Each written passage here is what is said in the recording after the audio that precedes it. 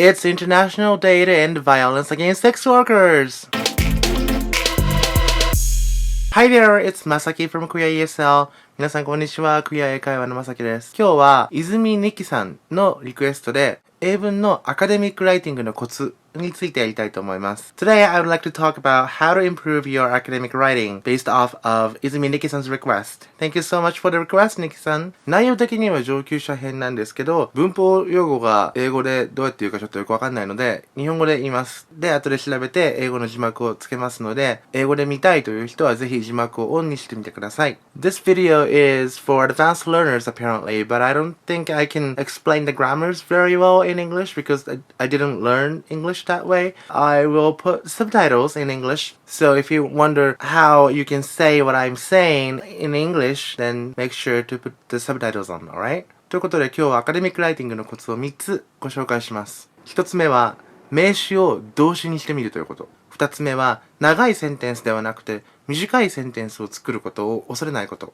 3つ目はよく読むこと。そして声に出して読むことです。この3つを実践すればきっとより良い文章が書けるようになるんじゃないかと思います。では例を使って考えてみましょう。今週の木曜日12月17日はセックスワーカーに対する暴力に反対する国際デー International Day to End Violence Against Sex Workers ということで世界中でセックスワーカーたちがいろんなイベントをやったりしています。それにちなんで今日の例はこれにしましょう。We need to end violence against sex workers。この文は一見シンプルですけど実はすごく省略している情報がいっぱいあります。例えばWe って誰？ Violence ってどんなもの？ Sex workers ってどんな人？いろんな情報が削ぎ落とされて、すごく単純で直訳もしやすい文です。だから例えば日本語で論文を書いている人が日本語でバッて書いた言葉を直訳した時にはこういう文になりやすいんです。だから単調になってしまうという側面があります。じゃあどうやってこの文を単調じゃない、つまらなくない、豊かな表現にするか。さっきの3点を実際に適用してみましょう。1つ目の名詞を動詞にしてみる。この文の中にある名詞は We, Violence, Sex Workers。動詞にしてみるってどういうことかっていうと We って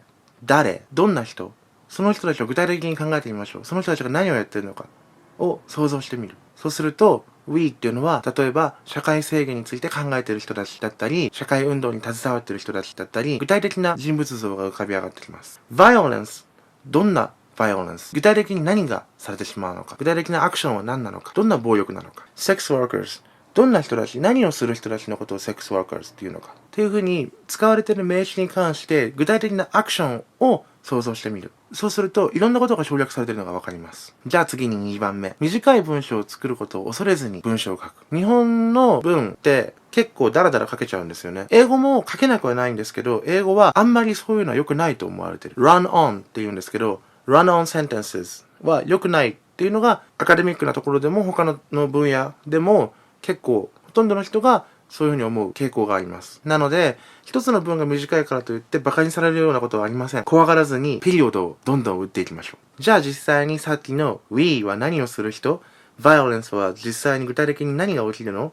Sex workers はどんな人？っていうことを含めて短い文章で同じことを説明してみましょう。これは例えば私だったらこう説明するという感じなので、皆さんは自分の独自の言い方を考えてください。There are people who make a living by providing sexual services. They are sometimes called prostitutes, whores, and other bad names. But many call themselves sex workers. By using the term sex worker, we can emphasize the nature of what they do. That is, it is work. Sadly, they are sometimes beaten, raped, or threatened. The perpetrators can be their clients, police officers, strangers, etc. If we truly believe in social justice, we have to do something. For example, we can create safe spaces for sex workers to talk about what they experience. We can join their activism. We can listen to them. If a friend tells us they are a sex worker, we can show support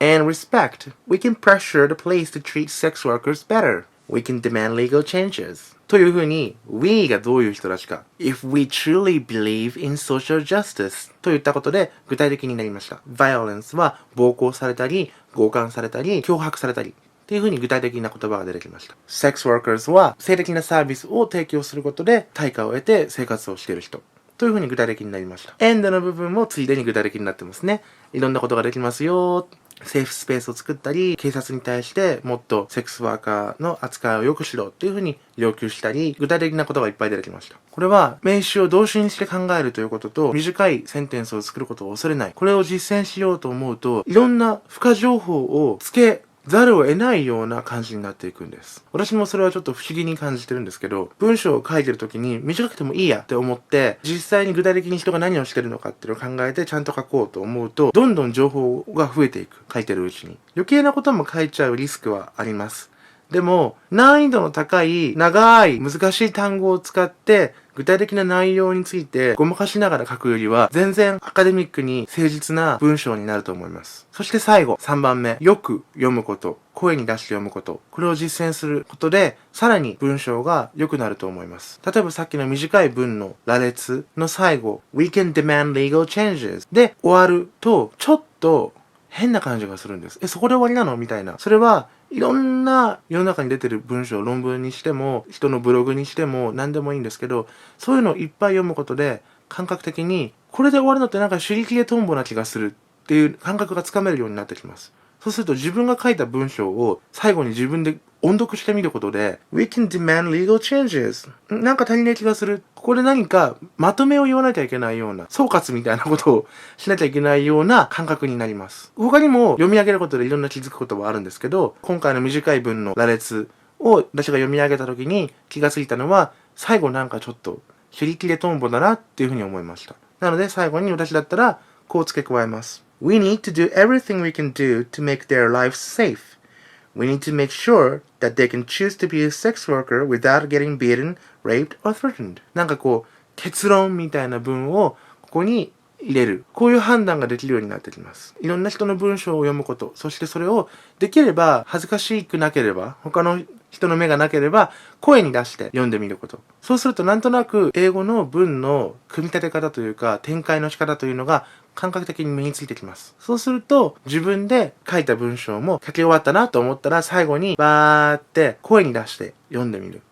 ドカンドカンドカンドカンドカン。そうすると、ここなんかもうちょっと情報がないと変だなとか、ここはちょっとなんか繰り返しちゃってるなとか、ここはちょっともうちょっと指名の言葉が必要だなとか、導入なのになんかいきなり具体例から入っちゃってるからなんかちょっと変な感じするなとか、そういうのがわかるようになってきます。泉二木さんの悩みはいつもなんか同じような表現ばっかりを使ってしまって苦痛です。つまらない。楽しくないです。英文を書くのが。という悩みでした。それはきっとアカデミックライティングっていう特殊性もあって、その専門用語とか、こうやって言うよねっていう表現がいっぱいあって、例えば The Institution of Marriage、婚姻制度っていう表現がもう定番になってるので、それを何回も繰り返し使ってしまったりする。っていうのが原因の一つなんじゃないかなと思います。でも、The Institution of Marriage 婚姻制度っていうこの名詞を具体的にアクションとして考えたときに何が行われてるかって言ったらば、例えばいかに私たち一人一人が結婚しなきゃっていうプレッシャーを感じているかというところに注目して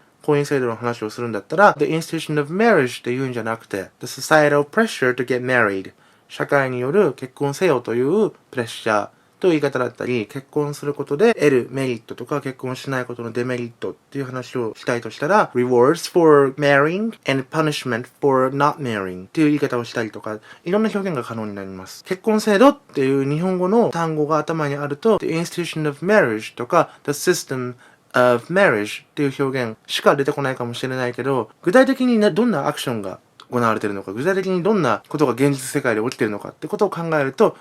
表現に幅ができてきます。そして文の中に動詞はそんなに何個も入れないですよね。英語の場合基本は1個でつなげてってやっていけば2個とか3個とか4個とか出てきます。入れ子になってるちっちゃいエリアの中の動詞とかもありますけど、入れ子じゃないところにある大きな第一階層の動詞っていうのはあんまり多くないです。そうすると必然的に文は短くなります。そしてアクションに注目しているからこそ、例えばブラブラブラブラブラブラブラっていう名詞のね、でっかい長くした名詞